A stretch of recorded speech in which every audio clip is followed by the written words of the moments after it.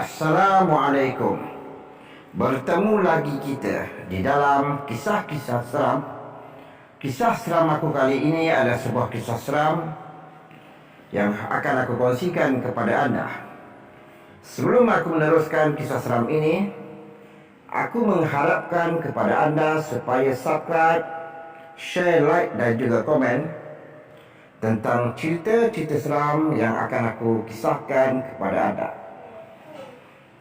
Setiap insan pastinya berdepan dengan berbagai cerita hantu seram sebenar, sama ada berlaku di rumah, di sekolah, di asrama maupun ketika mengharungi perjalanan di atas kenderaan. Meskipun terdapat segelintir masyarakat yang tidak percaya hal ini, namun anda perlu sedar bahawa dalam muka bumi ini tidak hanya manusia sahaja yang tinggal. Ia mungkin terdapat beberapa makhluk-makhluk yang lain.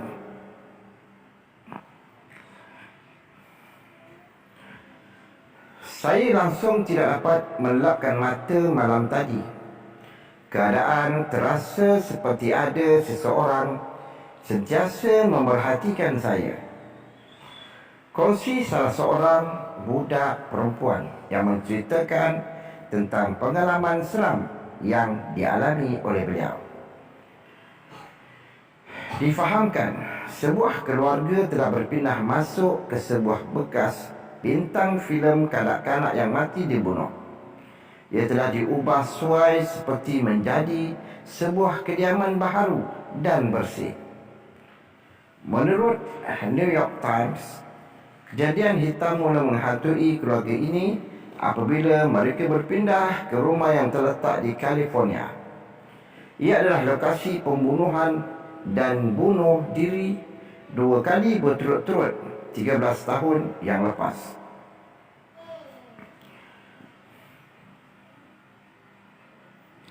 Kanak-kanak malang tersebut pernah membintangi filem pada tahun 1987 iaitu Jaws The River dan rancangan TV seperti Frankie Brewster dan berbagai iklan di kaca televisyen. Cerita hantu seram sebenar tersebut telah dikongsi dalam episod Murder House Clip pada setiap hari Rabu. Ketika berpindah, kami tidak tahu apa-apa tentang rumah itu, kata Gabby Bernard yang berusia 10 tahun. Bagaimanapun seorang jiran akhirnya memberitahu mereka tentang sejarah kediaman yang mengerikan itu. Bermulalah dengan pembunuhan kejam. Pada malam sebelum kejadian pembunuhan kejam berlaku, dia pulang dalam keadaan mabuk. Isterinya telah berusaha mendapatkan perceraian dengan segera dan ingin membawa gadis kecil berkenaan bersamanya. Hal ini kerana hanya dia yang menanggung segala perbelanjaan keperluan keluarga itu. Pembunuhan berkenaan mengatakan bahawa jika dia tidak dapat memilikinya, tidak akan sesiapa juga boleh mengambil anak kecil ini. Tambahnya, mereka mati dibunuh dalam keadaan yang sangat-sangat kejam. Perasaan marah, benci dan dendam telah mendorong kejadian hitam ini berlaku. Mungkin kerana roh yang tidak tenteram dan menyebabkan mereka masih berada di sini, kata jirannya. Sementara ayah Gabby turut mengakui bahawa rumah berkenaan mempunyai aura dan tenaga yang buruk ketika mereka mula-mula berpindah masuk ke rumah ini. Pengalaman kisah seram ini berlaku apabila Gabby yang berusia 10 tahun berkenaan telah tidur dalam bilik yang sama di mana Judith dibunuh. Dia mengatakan bahawa ia sangat menyeramkan apabila melihat wajah Judith yang muncul dalam keadaan yang sangat-sangat menyeramkan, dengan darah yang mengalir, dengan mata yang ganas, yang berah, memandang Gabby dalam keadaan yang sangat-sangat menyeramkan. Saya sama sekali tidak dapat tidur malam tadi. Saya merasa seperti ada orang sedang memerhatikan saya. Perkara seperti itu menjadikannya sangat nyata, menakutkan dan sangat tidak menyenangkan. Sehinggalah ke hari ini, Gabby mengatakan bahawa dia tidak dapat tidur menghadap jendela bilik berkenaan ataupun melihat keluar daripada tingkap tersebut. Difahamkan Judith telah ditembak pada bahagian kepala sambil tidur dengan wajahnya diletakkan ke arah tingkap di dalam bilik Gabby itu.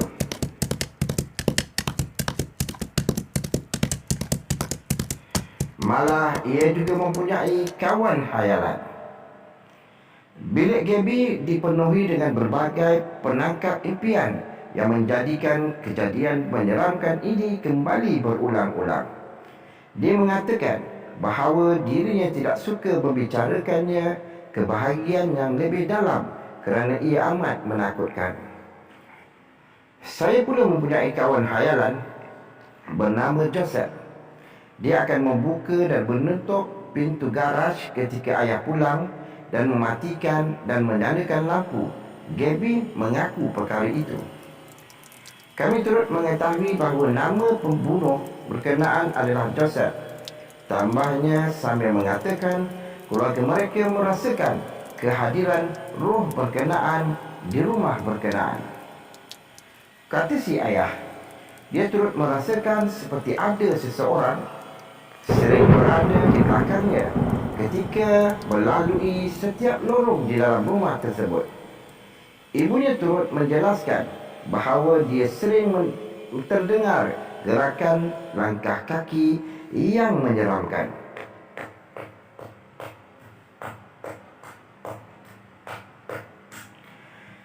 Pasangan terbabit mengatakan bahawa mereka dihimpit perasaan yang cukup kecewa kerana keadaan menggerunkan ini mempengaruhi anak perempuan mereka. Nasib keluarga ini baik apabila kru Mother House Flip sanggup datang untuk menghulurkan bantuan. Anda hanya dapat mengatakan bahawa ada banyak cinta di rumah ini, tetapi pada masa yang sama rumah ini telah mempengaruhi Gabby dan keluarga dia. Jelas ini berlaku. Cara yang sesuai dengan kisah ini benar-benar menakutkan. Sudah jelas ada tenaga buruk yang terperangkap di dalam rumah ini. Tambah mereka lagi.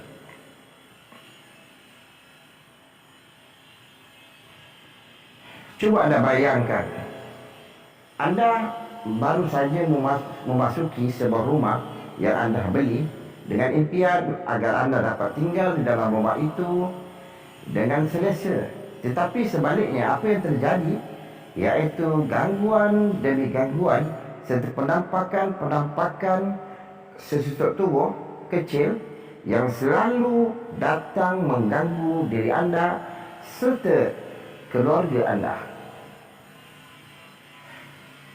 Mungkin ini akan menjadikan satu pengalaman Islam ke atas diri anda, para pendengar, apabila seringkali anda diganggu dengan bunyi serta tangisan serta kejadian yang pernah berlaku di dalam rumah yang anda baru beli itu. Cukuplah setakat ini tentang kisah seram yang dapat aku kongsikan kepada anda supaya anda terhibur. Bye.